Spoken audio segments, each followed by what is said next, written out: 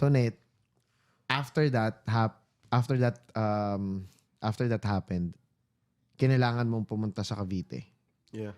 Nag-relocate kayo sa Cavite. Ano naging buhay mo dun? Sa Cavite, naging buhay namin. Ayun yung mga panahon na pwede na lumabas kahit paano. Okay. Pero wala pa rin kakayahan lumabas talaga kasi wala talaga kami pera. Okay. Kumbaga yung pera nakalaan pambayad ng renta. Or pagkain. Pagkain, renta. Yun, ganun. So, ayun, kami ni CKYG, magkahiwalay kami na bahay na doon. Okay. Doon na yung first time na naghiwalay kami ulit. Okay. Kahit pa paano may space na. Mm-hmm. Dalawa kami sa Cavite. Puro music na lang ginagawa namin araw-araw. Gano'n kayo kalayo sa isa't isa? Isang jeep lang, parang ganun. Okay. Parang ganun lang. Hindi naman ganun kalayo, pero may layo na. Mm-hmm. Ganun. Music lang kami. Ay, hindi. Bago kami mapunta ng Cavite, Okay. lumipat kami sa Pasay pa rin. Pero sa medyo promising na lugar sa Pasay. Hindi na sa slums? Oo, yung pera na pinagbentahan, parang ganon. Yung pera na pinagbentahan ng bahay namin, hinati-hati yun. Oo. Tapos, mga ilan-ilang buwan lang din. Kumbaga, hindi na sa slums. Pero tumira kami sa parang pinakapangit na kondo doon. Okay. Sa Pasay. Okay. Kumbaga, yung pera na yun, pang-upa lang talaga. Ayun na talaga. Kumbaga, ilang buwan lang talaga. Doon sa Malibay. Okay. Sa Malibay, kondo yon, pero may kasama kaming ibang tao kasi hindi mo afford yung isang buong kondo na yun, kumbaga. Sharing. Oo, sharing. Parang ganon. May isang doon. May isang mag-jowa doon na parang Amerikano ata yung isa. Tas ganon. So, may isa kaming kwarto doon. Ayun na, nangyari na lahat yung bullshit. Si CK, nauna pala sila sa Cavite. Okay. Nauna sila sa Cavite. Nandun sila sa Cavite, gumagawa kami ng music, gano'n. Ayun yung mga kasagsagan na sobrang higpit. Doon pala kami inabutan. Yung sobrang higpit ng quarantine, doon kami inabutan sa Malibay. Mm-hmm. Kasi feeling namin, ayaw pa ng magulang ko pala umalis sa Pasay kasi may trabaho pa siya doon. Okay. Ayaw pa lumayo? Oo, kumbaga ayaw pa lumayo. At saka yung mga kaibigan ng airpot ko na makakatulong, andun pa sa Pasay. Yung mga nagbibigay ng kahit papanong pera, andun pa. So ayun, music, si CK na sa Cavite na music, gumagawa music. Doon na ako talaga na nalulung na ako sa music. Wala na akong ginagawa kada matutulog. Pagkagising, bago matulog, pagkatapos kumain, music talaga. Yung tipong nino-notebook ko pa talaga lahat. Lahat na may isip ko na pwedeng bars, sinusulat ko talaga sa notebook Ano ko. to, cellphone lang? Cellphone, pati notebook. Okay. Yun, ganun. Ayun yung mga kapanahunan na yung mga lyricist lumabas.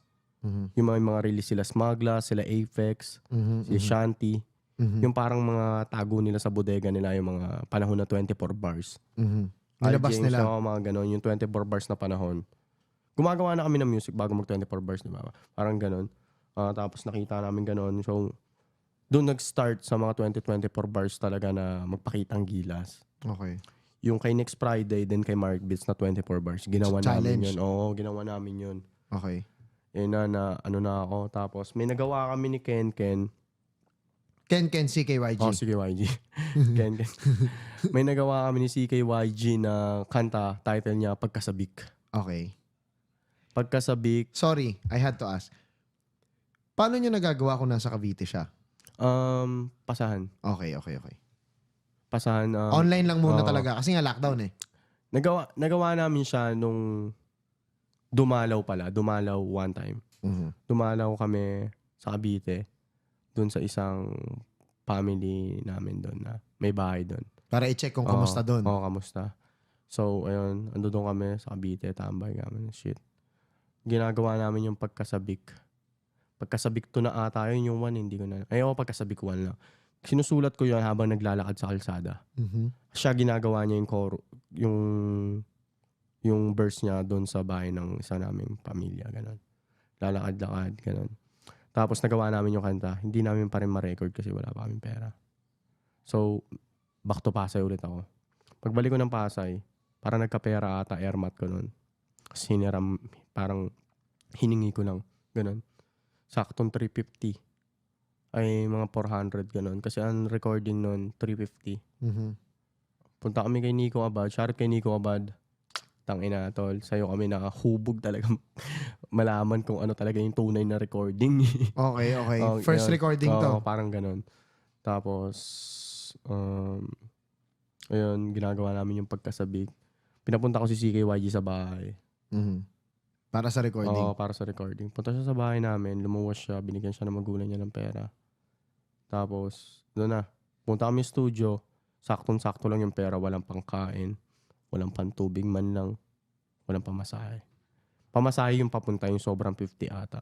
Mhm. Ganun. Bahala na pa uwi. Oo, bahala na pa. Basta may 350 pang bayad sa Na recording. recording ayun na. Basta buo yung ano namin na itong 350 pang bayad natin recording. Na-record namin ngayon yun. Tapos, pagtapos nun, bumalik ulit si CKYG sa Cavite. Mhm. Nilabas namin yung kanta. Wala talagang pumapansin ng mga ganun eh. Ayun yung mga panahon na nai-inspired kami kila Glock, kila Kuya Glock, kila Flo G, kila Shanty, Aphex. Ayun. Kaya ganun yung music namin. Mhm. Tapos walang pumapansin talaga. Siyempre walang papansin ng ganun siya. Tapos, yung mga 350 recording alam mo naman, medyo yung quality rin hindi naman ganun kaganda eh. Siyempre naman. Hindi ganun kaganda. So, kumalat lang siya sa lugar lang namin. Sa lugar lang namin siya kumalat. Tapos nagtuloy-tuloy na siya na ganun. Hanggang sa umabot kami sa nakilala ko na sila Enzo. Okay. Nakilala ko na sila Enzo dahil nag-rap si Enzo then nag-upload siya sa Facebook.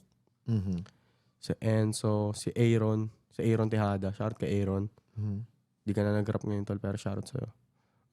Ayun, nakilala namin siya. Tapos taga Makati siya. Malapit kila Pauline Bolen sa Bliss. Sa Bliss siya. Sa Echanto sila Pauline Bolen. Mhm. Si Enzo, taga Bliss. Ngayon, may time na pinuntahan ko si Enzo doon sa lugar nila. May kaibigan si Enzo na director. Mhm. May kaibigan si Enzo na director, si Direk Nimar. Kaso wala na siya ngayon. Rest in peace. Rest in peace, Direk Nimar. Okay, si Enzo ang nakakakilala kay Direk Nimar. Yeah. Okay. Kasi hindi namin afford mag-music video. Then, may connection ganun.